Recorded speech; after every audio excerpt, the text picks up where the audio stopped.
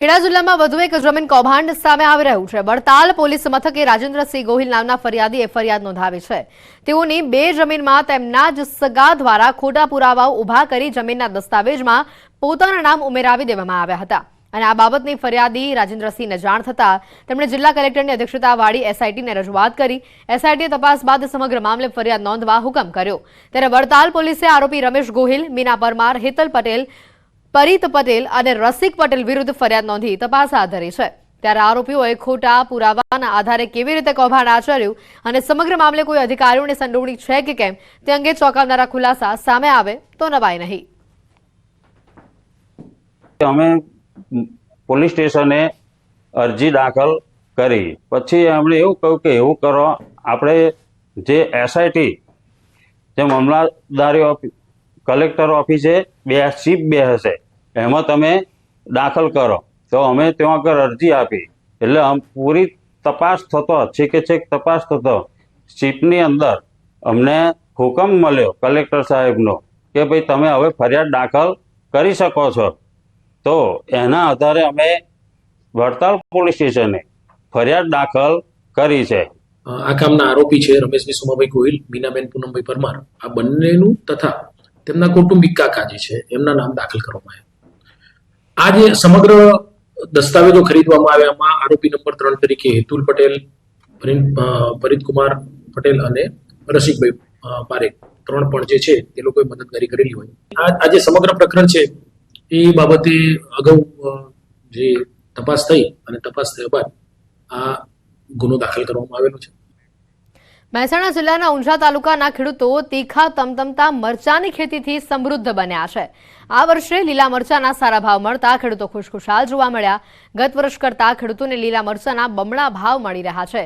ગત વર્ષે 20 કિલો મરચાના ભાવ 500 થી લઈને 550 સુધીના મળ્યા હતા, જ્યારે આ વર્ષે 800 થી 1000 રૂપિયા ભાવ તેઓને માર્કેટમાં બોલાઈ રહ્યા છે। મરચાના સારા ભાવના કારણે ઊંઝાના વેશોળ ગામમાં પણ ખેડૂતોએ 150 વીઘામાં મરચાનું વાવેતર કર્યું। ખેડૂતોએ કહ્યું કે અમારા ગામના ખેડૂતો બે પ્રકારના મરચાનું વાવેતર કરે છે। દેશી અને હાઇબ્રિડ મરચાનું વાવેતર અહીંયા કરવામાં આવે છે, જેમાં હાઇબ્રિડ મરચા તીખા અને વધુ સમય સુધી ટકી શકે તેવા હોય છે, જ્યારે દેશી મરચાનો ભાવ શિયાળામાં વધુ જોવા મળે છે। અહીંયા મરચાં બે જાતના વવાય છે, એક દેશી મરચાં અને એક હાઇબ્રિડ મરચાં। હાઇબ્રિડ થોડા તીખા હોય છે, જાડું મરચું આવે, મોડા સુધી ટકે છે। દેશી મરચાં અત્યારે શિયાળાની ઋતુમાં ઊંચા ભાવમાં વેચાય છે।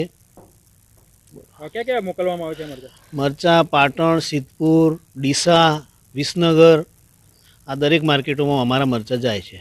બીજા આઉટ સ્ટેટમાં પણ અમારા મરચાંનું એક્સપોર્ટ થાય છે અને મરચાંની ખેતીમાં બીજા પાકો કરતો અમને સારું મળે છે। રોજગારી પણ વધારે મળે, આમાં મજૂર વધારે જોઈએ એટલે મજૂરને પણ રોજગારી મળી રહે છે। મરચાંનો ગત વર્ષ કરતાં આ વર્ષે સારો ભાવ છે। ગત વર્ષે કેટલો ભાવ હતો? 20 કિલો 20 કિલો 500 થી 550 હતા, અત્યારે 800 થી 1000 રૂપિયા સુધી છે ભાવ।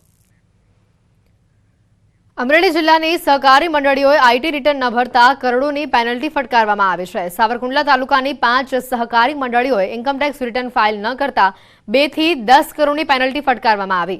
મંડળીઓના શેર ભંડોળ કરતાં પણ 10 ગણી પેનલ્ટી લગાડી દેતા સહકારી ક્ષેત્ર ખળભળી ઉઠ્યું છે। નેછડી સેવા સહકારી મંડળીને 8 કરોડ 9 લાખ પેનલ્ટી લગાવવામાં આવી છે।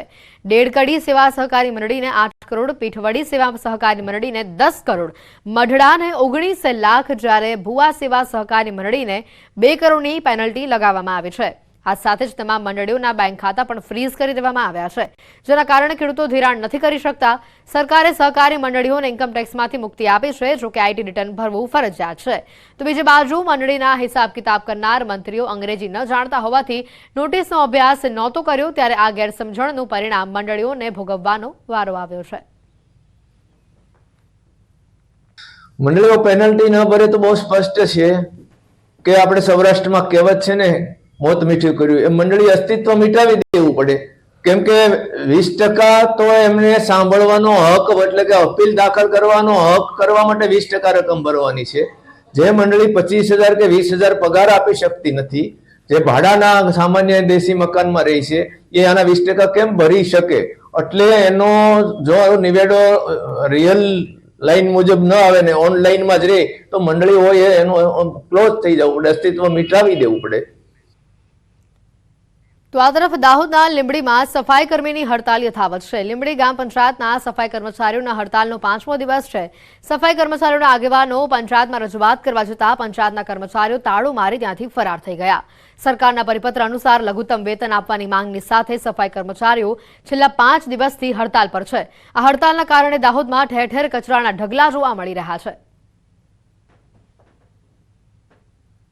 જે સફાઈ કર્મચારીઓ હડતાલ ઉપર બેઠા છે, જેથી કરીને કોઈ અધિકારીઓ આજ દિન સુધી કોઈ ચર્ચા વિચારણા કરવા ના આવ્યા હોય અને કોઈ મુલાકાતે આવ્યા નહીં, જેથી કરીને આજે અમે વિચાર્યું કે તલાટી શ્રી, મંત્રી અને વહીવટદારશ્રીને મળીએ તો એ રીતે ચર્ચા વિચારણા ચાલી. તો અમે ગયા હતા તો ગ્રામ પંચાયતની અંદર તારું હતું. ન્યૂઝ 18 ગુજરાતીના અહેવાલની ફરી એક વખત ધારદાર અસર જોવા મળી છે. દેવભૂમિ દ્વારકા જિલ્લાના ખંભાળિયામાં કેનેડી બ્રિજ આવેલું છે અને આ બ્રિજ જર્જરિત થતા વાહન વ્યવહાર માટે લગભગ 2 વર્ષથી તેને બંધ કરવામાં આવ્યો હતો અને નદીના પટમાં કાચું ડાયવર્ઝન આપવામાં આવ્યું હતું. કાચા ડાયવર્ઝન પરથી રોજ અનેક વાહનો પસાર થતા હતા. કાચા ડાયવર્ઝનમાં વાહનો પણ ફસાતા હતા અને જેના કારણે ટ્રાફિક જામની પણ સમસ્યા સર્જાતી હતી, જેથી રાહદારીઓ ભારે હાલાકીનો સામનો કરી રહ્યા હતા. આ અંગે ન્યૂઝ 18 ગુજરાતીએ થોડા દિવસો પહેલા જ એક અહેવાલ રજૂ કર્યો હતો. ન્યૂઝ 18 ગુજરાતીના અહેવાલ બાદ તંત્ર સફાળું જાગ્યું અને લગભગ 80 થી 90 લાખના ખર્ચે પુલની બાજુમાં પાક્કું ડાયવર્ઝન બનાવવાની કામગીરી હાથ ધરાઈ. ખંભાળિયાના સ્થાનિકોએ પણ ન્યૂઝ 18 ગુજરાતીનો આભાર માન્યો. ખંભાળિયામાં ખામનાથ મહાદેવના મંદિર પાસે કઈ નદી ઉપર જે કેનેડી પુલ હતો તે બંધ કરી દેવામાં આવ્યો છે 2 વર્ષથી અને પબ્લિકને બહુ તકલીફ પડતી. દેવભૂમિ દ્વારકા જિલ્લાના મુખ્ય મથક જામખંભાળિયામાં ન્યૂઝ 18 ગુજરાતીના અહેવાલની ફરી અસર જોવા મળી રહી છે. હું આપને સીધા દ્રશ્યો બતાવવાની કોશિશ કરીશ. જામખંભાળિયામાં આવેલ કેનેડી બ્રિજ પાસે જે ડાયવર્ઝન મૂકવામાં આવ્યું હતું, એ ડાયવર્ઝન કાચું હોવાના કારણે લોકોને અવરજવરમાં મુશ્કેલીનો સામનો કરવો પડતો હતો. ત્યારે થોડા સમય પહેલા ન્યૂઝ 18 ગુજરાતીમાં અહેવાલ પ્રસારિત કરવામાં આવ્યો હતો અને ત્યારબાદ તંત્ર સફાળું જાગ્યું હતું અને આ જે કેનેડી બ્રિજ પાસે જે કાચું ડાયવર્ઝન હતું તે ડાયવર્ઝન હાલ પાકું બનાવવાની કામગીરી તંત્ર દ્વારા શરૂ કરી દેવામાં આવી છે. અંદાજિત 80 થી 90 લાખના ખર્ચે આ ડાયવર્ઝનની કામગીરી શરૂ કરવામાં આવી છે. આપ સીધા દ્રશ્યોમાં જોઈ શકો છો, બાજુમાં જે આવેલો કેનેડી બ્રિજ છે તે કેનેડી બ્રિજ બંધ હોવાના કારણે તંત્ર દ્વારા છેલ્લા 1.5 થી 2 વર્ષ પહેલા બંધ કરી દેવામાં આવ્યો હતો અને કેનેડી બ્રિજની પાસે કાચું ડાયવર્ઝન બનાવવામાં આવ્યું હતું, પરંતુ આ ડાયવર્ઝનમાં અનેક વાહનો ફસાઈ જવાની સમસ્યા સામે આવતી હતી. ત્યારે ન્યૂઝ 18 ગુજરાતીએ અહેવાલ પ્રસારિત કર્યો હતો અને આ ડાયવર્ઝન પાકું બનાવવાની જે રજૂઆત કરી હતી તેને સફળતા મળી છે અને હાલ તંત્ર દ્વારા જે આ ડાયવર્ઝન છે તે પાકું બનાવવાની કામગીરી શરૂ કરવામાં આવી છે. મુકુંદ મોકરિયા, ન્યૂઝ 18 ગુજરાતી, દેવભૂમિ દ્વારકા. ભાવનગરમાં ફરી એકવાર વિકાસનું કામ ટલ્લે ચડ્યું છે. આજથી 11 મહિના પહેલા મહારાજા કૃષ્ણકુમારસિંહજી ભાવનગર યુનિવર્સિટીના ક્રિકેટ ગ્રાઉન્ડમાં સ્ટેડિયમ બનાવવાની જાહેરાત કરાઈ હતી. 21 જાન્યુઆરી 2024 રોજ સ્ટેડિયમનું એક ખાતમુહૂર્ત કરવામાં આવ્યું. જો કે 11 મહિના બાદ સ્ટેડિયમની ઈંટ પણ અહીંયા સુધી હજુ મુકાઈ નથી અને આ અંગે પૂર્વ સેનેટ મેમ્બરે જણાવ્યું છે કે યુનિવર્સિટી પાસે આ અંગે મંજૂરી નથી. તો પૂર્વ શહેર કોંગ્રેસ પ્રમુખે આરોપ લગાવ્યા કે યુનિવર્સિટીના તંત્ર વચ્ચે તાલમેલ નથી. હવે અહીંયા પેવેલિયનની જરૂર નથી. અહીંયા નાગરિકો માટે ટ્રેક